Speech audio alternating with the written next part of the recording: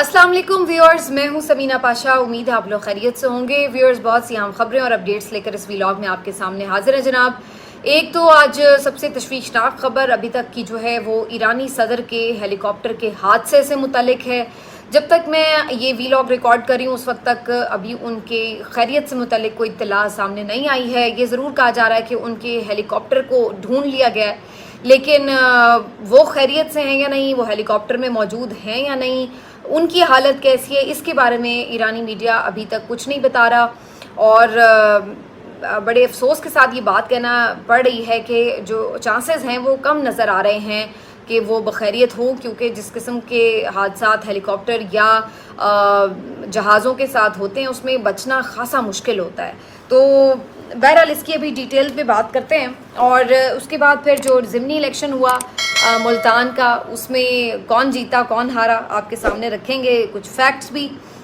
एक और साबिक वज़ीर आज़म को गिरफ़्तार कर लिया गया, आपको बताएंगे। तारिक बशीर चीमा साहब ने माजरत तो की जरताज गुल साहिबा से, लेकिन लग रहा है कि बस ये खाली खुली माजरत थी बात ख़त्म करने के लिए, वरना उन्हें शर्मिंदगी कोई नहीं है कि जो उन्होंने गालम गलोच की।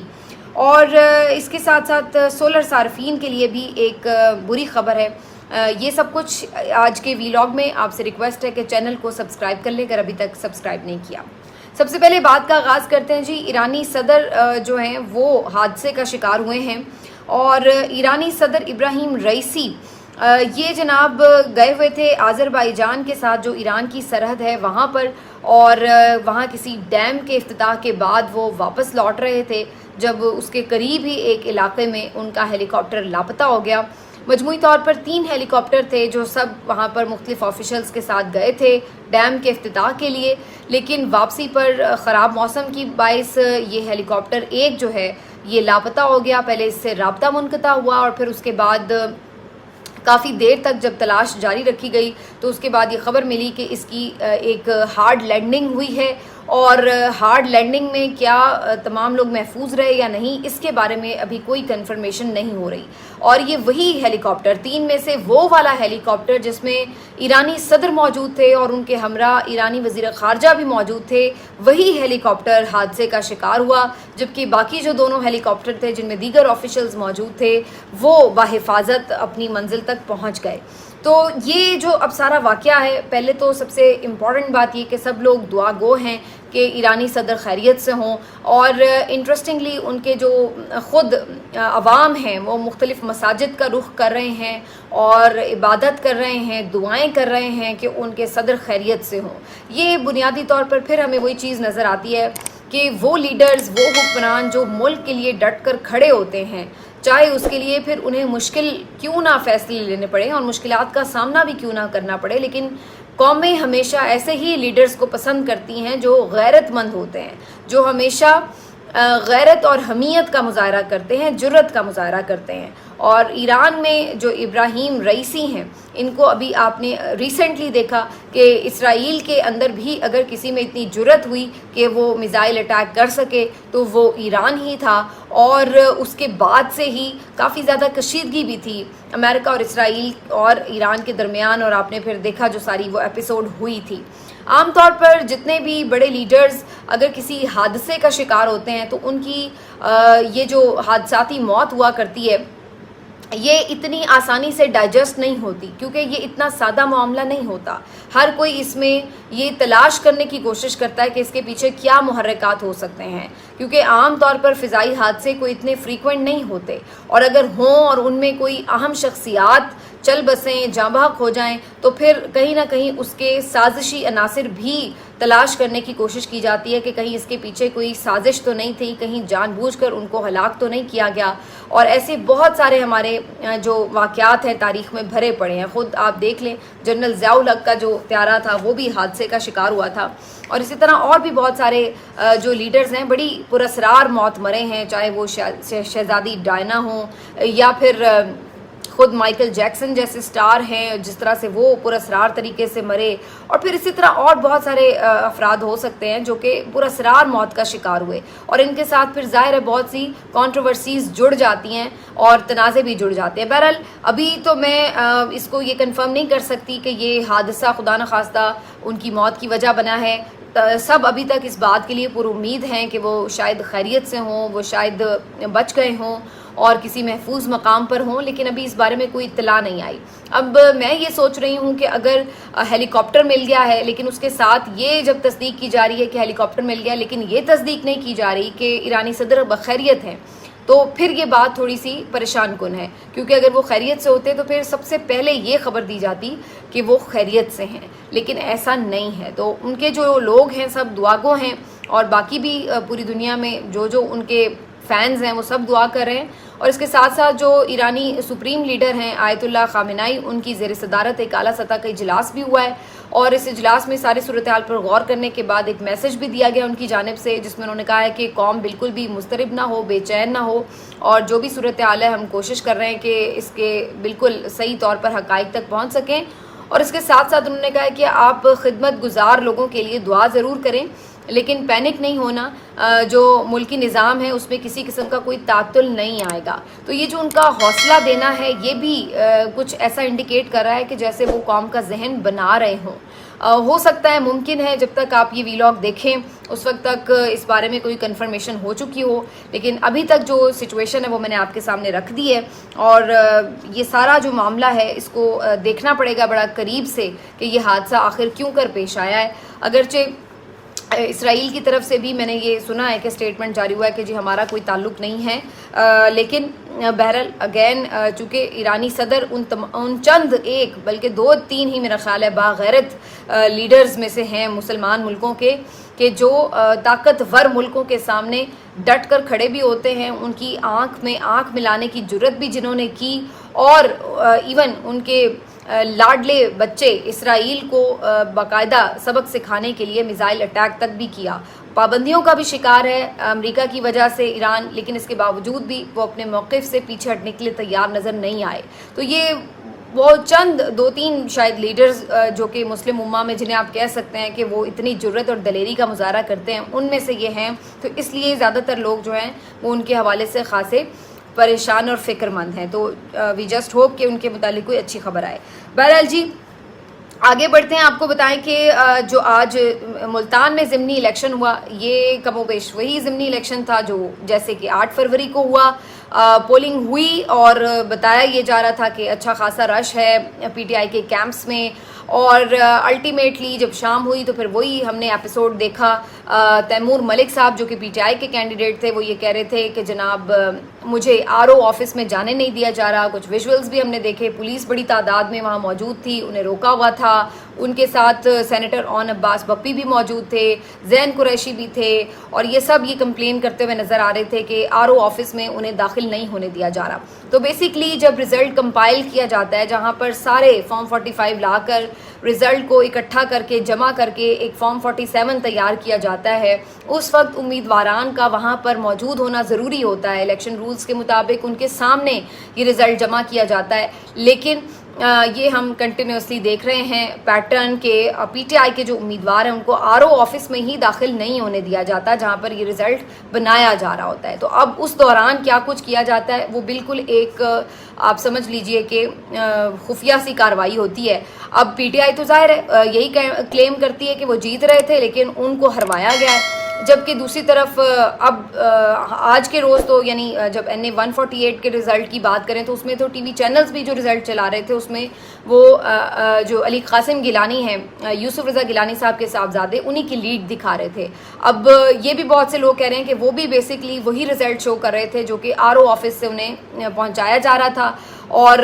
इधर तैमूर मलिक साहब इस बात पे बज़िद हैं कि फॉर्म 45 जो उनके पास पहुंचे थे उसमें वो तमाम हलकों में लीड कर रहे थे जो उनके पास रिज़ल्ट पहुंचे थे। तो ये वही पुरानी कंट्रोवर्सी है। मैं ये नहीं कहती कि ऐसा हो नहीं सकता कि पीटीआई कोई भी हलका ना हारे, मुमकिन है बिल्कुल कि पीटीआई भी बहुत से हलकों में शिकस्त खा सकती है, और 8 फरवरी में भी कुछ हलकों में उनको शिकस्त हुई होगी। और ये बात भी अपनी जगह दुरुस्त है कि जहाँ पीटीआई के वोटर सपोर्टर हैं तो वहाँ दूसरी जमातों के भी वोटर सपोर्टर तो बहरहाल मौजूद हैं, भले कम तादाद में ही हों लेकिन हैं। तो कुछ हलकों में उनकी भी जीत बिल्कुल मुमकिन हो सकती है। लेकिन यहाँ पर सवाल ये है سوال صرف اتنا سا ہے کہ اگر یہ جینوئن جیت ہے تو پھر آپ سب کچھ شفاف طریقے سے کیوں نہیں کرتے؟ آخر کیوں نہیں پی ٹی آئی کے امیدوار کے سامنے آپ یہ سارا جو رزلٹ ہے اس کو جمع کرتے اور ترتیب دیتے اور پھر فارم 47 کا اعلان کرتے؟ کیوں انہیں باہر رکھ کر یہ موقع دیا جاتا ہے کہ وہ اس کے اوپر یہ واویلا کر سکیں کہ ان کے ساتھ دھاندلی ہوئی ہے؟ تو پھر ان کی بات میں وزن نظر آنے لگتا ہے کہ وہ ٹھیک کہہ رہے ہیں کہ اگر کوئی گڑبڑ کرنی ہو تبھی آپ کام چھپاتے ہیں،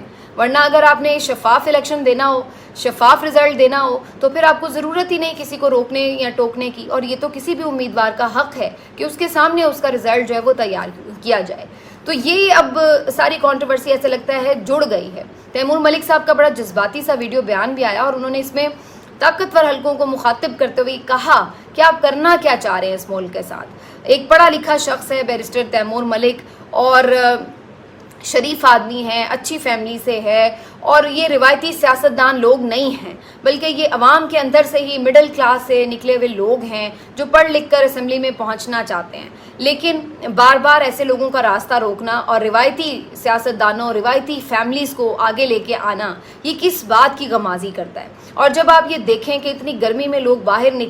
نکل کر ووٹ ڈالیں اور پھر انہیں یہ خدشہ رہے کہ جناب ان کا ووٹ جو ہے وہ چوری ہو گیا ہے، ان کا رزلٹ تبدیل کر دیا گیا ہے، تو پھر ان کے دل پر کیا گزرے؟ تو اس سے یہ اندازہ ہوتا ہے۔ تیمور ملک صاحب تو باقاعدہ یہ ڈیمانڈ کرتے ہیں کہ اس سے بہتر ہے کہ پھر آپ مارشل لاء لگا دیں اگر آپ نے اس طرح کا الیکشن کرانا ہے، کیونکہ ایسا الیکشن کوئی جمہوریت کو فائدہ تو نہیں پہنچا رہا، نہ اس کو مضبوط کر رہا ہے۔ اور میں یہ سمجھتی ہوں کہ یہ جان بوجھ کر ایک سیٹ پیٹرن ہے کہ جیسے عوام کو بددل کیا جا رہا ہے الیکشن پروسیس سے، الیکشن عمل سے عوام کو باہر رکھنے کے لیے ان کو یہ بار بار احساس دلایا جاتا ہے کہ آپ کے ووٹ کی کوئی حیثیت نہیں ہے، آپ کے ووٹ کی کوئی وقت نہیں ہے، رزلٹ وہی آئے گا جو ہم چاہیں گے، لہٰذا آپ کو باہر تشریف لانے کی کوئی ضرورت نہیں ہے، آپ اپنے گھروں میں موجود رہیے اور چپ کر کے جو آپ کے اوپر مسلط کر دیا جائے حکمران اس کو ایکسیپٹ کر لیں، اور عوام کو ایک سوچے سمجھے طریقے کے ساتھ اس پورے الیکشن پروسیس سے آؤٹ کیا جا رہا ہے تاکہ جو تمام تنابیں ہیں وہ واپس انہی لوگوں کے ہاتھ میں آ جائیں جو ہمیشہ سے یہ کھلواڑ کرتے چلے آ رہے ہیں۔ اب عوام میں اگر شعور آئے گا، عوام باہر نکلیں گے تو پھر انہیں بڑا کچھ مینج کرنا پڑتا ہے نا، پھر وہ سب کچھ کرنا پڑتا ہے جو ہم 8 فروری کے الیکشن کے بعد دیکھ رہے تھے۔ تو اب بار بار یہ سب کرنا پڑے، اس سے بہتر یہ ہے کہ عوام کو ہی آؤٹ کر دو اس پورے الیکشن سے، ان کا اعتماد اتنا ختم کر دو، ڈسکریڈٹ کر دو اس پورے پروسیس پر کہ عوام 4 حرف بھیجیں کہ لعنت بھیجو، کون جائے جا کے گرمی میں ووٹ ڈال کے آئے، جبکہ ووٹ کا رزلٹ وہ نکلے گا بھی نہیں جو کہ ہم ڈال کے آئے۔ تو مجھے تو یہ ایک سوچا سمجھا باقاعدہ پلانڈ قسم کا منصوبہ لگتا ہے کہ لوگوں کو الیکشن سے نفرت ہی کروا دی جائے، اور یہ ہو چکی ہے کافی حد تک۔ مجھے نہیں پتا ہے کہ واقعتاً وہ جیتے تھے یا ہارے تھے، لیکن آپ جب پروسیس شفاف نہیں رکھیں گے، جب عمل شفاف نہیں رکھیں گے تو وہ متنازع ہی رہے گا، بھلے وہ کوئی بھی جیتے کوئی بھی ہارے۔ تو اس کا جو عمل ہے، جو سارا الیکشن کا عمل ہے، وہ آپ کا صاف ستھرا ہونا چاہیے تھا۔ پیپلز پارٹی سے ہم یہ ایکسپیکٹ نہیں کرتے کہ جمہوریت کے آپ اتنے نعرے لگاتے ہیں، اتنی قربانیوں کی یاد دلاتے ہیں بار بار، اور اس کے بعد اگر آپ نے اس طرح جمہوریت کی خدمت کرنی ہے اور اس طرح جمہوریت سے انتقام لینا ہے تو اس سے بہتر ہے کہ پھر آپ یہ نعرے نہ ہی لگایا کریں۔ اور پھر میں اس بات پہ بھی حیران ہوتی ہوں، قطع نظر کے الیکشن کیسا ہوا یا نہیں ہوا، کہ آپ اندازہ لگائیے کہ یوسف رضا گیلانی صاحب آلریڈی چیئرمین سینٹ بن چکے ہیں، سینیٹر ہیں، دوسری طرف ان کے جو 2 صاحبزادے ہیں وہ آلریڈی اسمبلی کے ممبرز ہیں، ٹھیک ہے، علی حیدر گیلانی صاحب بھی اور علی موسیٰ گیلانی صاحب بھی۔ اب یہ جو سیٹ خالی ہوئی تھی یوسف رضا گیلانی صاحب کی، یہاں پر پھر انہوں نے اپنے ہی صاحبزادے علی قاسم گیلانی کو ٹکٹ دے دیا۔ بھائی ایک ضمنی الیکشن ہے، اس ضمنی الیکشن میں اگر آپ ہار بھی جائیں جیت بھی جائیں تو کوئی حکومت کی اتنی اونچ نیچ تبدیلی تو نہیں واقع ہو جانی، جو نمبرز ہیں وہ آلموسٹ سیم ہی رہیں گے، ایک آدھ سیٹ سے آگے پیچھے ہونے سے کیا ہوتا ہے۔ ایسے موقع کے اوپر تو آپ یہ کم از کم کر سکتے ہیں، رسک لے سکتے ہیں کہ اپنے کسی ورکر کو، کسی زیادہ محنت کرنے والے وہاں کے کارکن کو، لیڈر کو، آپ ان کو ٹکٹ دے کے پروموٹ کریں اور یہ ثابت کریں کہ دیکھیں جی ہماری کوئی فیملی پالیٹکس نہیں ہے، یوسف رضا گیلانی بھی ہیں، ٹھیک ہے، 2 صاحبزادے بھی ہیں، تو ایک تو کم از کم کوئی آپ لیڈر اور آنے دیں کسی اور فیملی کا، کوئی اور ورکر کو آپ ٹکٹ دے دیں تاکہ پتہ تو چلے کہ آپ کے اندر بھی تھوڑی بہت کہیں اس بات کا ریئلائزیشن ہے کہ نہیں بھئی آپ کے علاوہ بھی کوئی دنیا میں لوگ کیڑے مکوڑے نہیں ہیں، ان کے پاس بھی کوئی صلاحیت ہو سکتی ہے، آپ کے علاوہ بھی لوگ قابل ہو سکتے ہیں، لیکن نہیں۔ اور ویسے ہی ان کے فالوورز ہیں جو کہ اندھا دھند آنکھیں بند کر کے پیچھے بھی کھڑے ہو جاتے ہیں پھر بھی ان لوگوں کے۔ تو میں تو بالکل یہ سوچنے سے قاصر ہوں, اور یہ اپنی نوعیت کا بھی ایک الگ قسم کا ریکارڈ ہے کہ 3 بھائی ایک ساتھ ایک اسمبلی کے ممبر بنا دیے گئے ہیں. تو یہ جی آپ کا NA 148 کا سارا نتیجہ. اب آ جاتے ہیں جی اس بات کے اوپر, KP وزیر اعلیٰ نے ایک بڑی اناؤنسمنٹ کی ہے. ان کا کہنا ہے کہ کل اور پرسوں کے روز 2 فلائٹس اب وہ بھیجیں گے, یعنی آج اب جب آپ دیکھ رہے ہوں گے تو آج کے روز اور اس سے اگلے دن 2 فلائٹس بھیجیں گے جو کہ آئیں گے وہاں سے اسٹوڈنٹس کو لے کر, اور اس کے خرچے KP اٹھائے گی. آج بھی جو دوسری فلائٹ آئی تھی اس میں بھی آنے والے اسٹوڈنٹس کا یہی کہنا تھا کہ وہ اپنے خرچے سے ہی پاکستان واپس پہنچیں اور کوئی ان کی ہیلپ نہیں کی جا رہی. تو یہاں بیٹھ کر یہ صرف ڈھونگ رچاتے ہیں اور بات کرتے ہیں جی 2 دن سے ہم نہیں سو. بھائی آپ کے 2 دن جاگنے سے, وزیر اعظم صاحب کے 2 دن جاگنے سے کسی کو کیا فرق پڑا؟ آپ نے جب مدد ہی نہیں کی ان کی تو پھر آپ جاگیں یا سوئیں, لوگوں کو کیا فرق پڑتا ہے آپ کے سونے جاگنے سے؟ تو یہ ان کی ڈرامے بازیاں جو ہے نا چچا بھتیجی کی, اس سے تو ایک عوام الگ سے عاجز آئے ہوئے ہیں.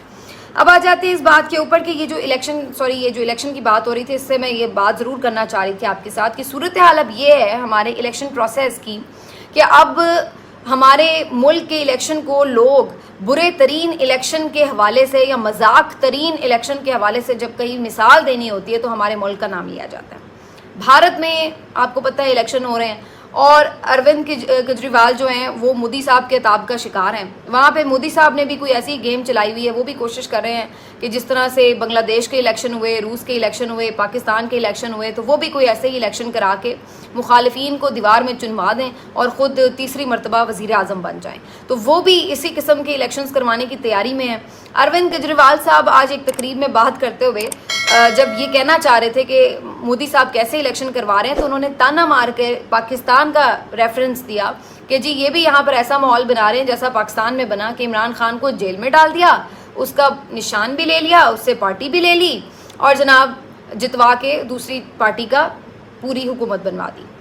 تو یہ ہمارا اب ماشاءاللہ مقام آ گیا ہے. ویسے تو یہ ڈوب مرنے کا مقام ہے چلو بھر پانی میں کہ ہم کوئی اچھے کام میں تو اپنا نام بنا نہیں سکتے, لیکن وہ کہتے ہیں نا کہ بدنام جو ہوں گے تو کیا نام نہ ہوگا. تو ہم اس طرح کے کاموں میں اپنے نام بناتے ہیں کہ جہاں پر بدترین مثال دینی ہو کسی کام کی تو ہم کہتے ہیں لے جی پاکستان میں بھی ایسا ہوا تھا, اب یہاں پر بھی ایسا ہونے لگا. تو یہ صورتحال ہو گئی ہمارے ملک کے الیکشن پروسیس کی. اب آ جاتے ہیں جی اس بات کے اوپر جو میں آپ کو کر رہی تھی, KP فلائٹس کی میں نے ذکر کر دیا. اب طارق بشیر چیمہ صاحب کے حوالے سے میں ضرور بات کرنا چاہوں گی. خبر یہ آئی تھی کہ جی زرتاج گل صاحبہ کو گالیاں دینے کے بعد معافی تلافی ہو گئی اور پھر معاملات سیٹل ہو گئے, لیکن بعد میں منصور علی خان کے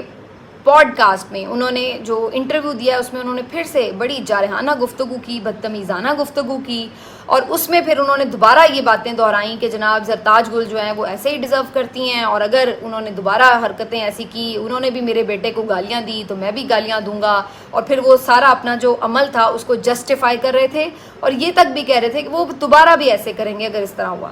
تو یہ ان لوگوں کی حقیقت ہے کہ آپ اندازہ لگائیے کہ ایک دفعہ مجھے یاد آ رہا ہے کہ جب یہ اسمبلیز کا سیشن شروع ہی ہوا تھا تو رکنے خیبر پختونخوا اسمبلی نون لیگ کی جو تھیں, غالباً صوبیہ نام تھا ان کا,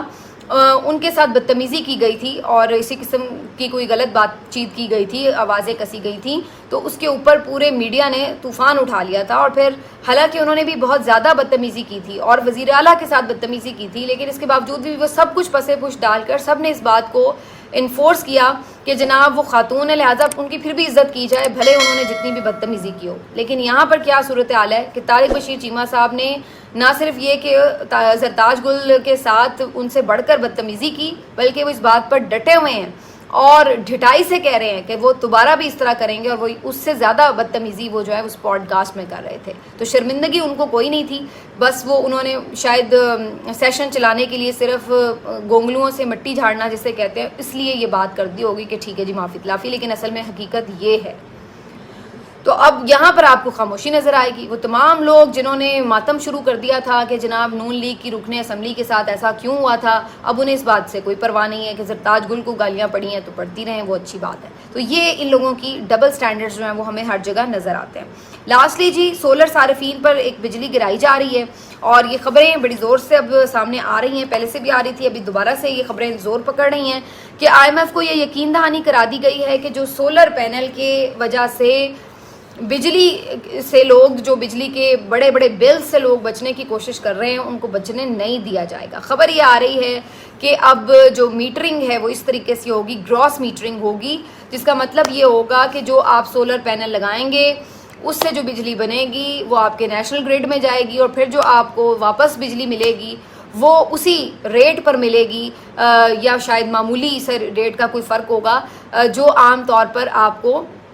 वापडा के मीटर से बिजली मिलती है। तो यानी अब सोलर आप लगवा भी लेंगे तो उसका कोई फ़ायदा नहीं होगा बादियों नज़र में, अगर ये तजवीज़ इसी तरह इस पर अमल दरामद हो जाता है। और इसकी कभी इम्कानात हैं कि कुछ ना कुछ तो ये सोलर के साथ करने जा रहे हैं, क्योंकि ये तो अब लोगों ने थोड़ा सा अपने लिए एस्केप ढूंढ ही लिया था बड़े बड़े बिलों से बचने के लिए, कि चलो एक दफ़ा ज़्यादा खर्चा ही सही, लेकिन कम अज़ कम हर बार का इतना बड़ा बिल देने से तो बेहतर है कि एक दफ़ा आप ज़्यादा खर्चा करके सोलर लगवा लें और फिर कम अज़ कम आप जो है फ्री की अपनी बिजली इस्तेमाल कर सकें। मुनासिब वाजबी सा कोई बिल अदरवाइज़ देना पड़ता है, वरना आपकी सूरज से बिजली खुद आप प्रोड्यूस करते हैं और उसको इस्तेमाल कर लेते हैं। लेकिन ये भी अवाम का सुख चैन इनसे बर्दाश्त नहीं हुआ। हालांकि इसमें कोई लॉजिक नहीं है कि आप यानी हुकूमत पाकिस्तान तो इस मद में कुछ भी नहीं दे रही सारिफ को। भाई सोलर जो है वो सूरज जो है वो तो अल्लाह ताला की देन है ना, वो तो नेचुरल रिसोर्स है, और उससे डायरेक्ट अगर कोई पैसे लगवा कर अपनी जेब से वो बिजली प्रोड्यूस कर रहा है तो इसमें हुकूमत का किस बात का टैक्स बनता है। तो पहले ये खबर आ रही थी कि ये टैक्स लगाएंगे, अब ये खबर आ रही है कि ये मीटरिंग उसकी चेंज करके और फिर उसी रेट पर बिजली देंगे ताकि इनकी जो जेब में पैसा आना है वो आ जाए, बाकी अवाम का अगर कचूमर निकलता है बिजली के बिल से तो वो निकले। लेकिन ये काफ़ी हार्ड डिसीजन है, इसके ऊपर अगर ये करते हैं तो मेरे ख्याल से इसके ऊपर सख्त रिएक्शन भी आएगा, क्योंकि ये सिर्फ आम लोगों को मुतासिर नहीं करेगा। बड़े बड़े जो आप बंगले वाले हैं उनके देख लें कि छतें भरी हुई हैं सोलर से, चीखें फिर उनकी भी निकलेंगी कि हमने तो आसानी से ये हल ढूंढ लिए थे, अब ये हमारे साथ क्या होगा। तो इसमें फिर अक्रॉस द बोर्ड इनको जो है वो एहतजाज का सामना करना पड़ेगा। मिलते हैं आपसे अगले वीडियो में, अपना ख्याल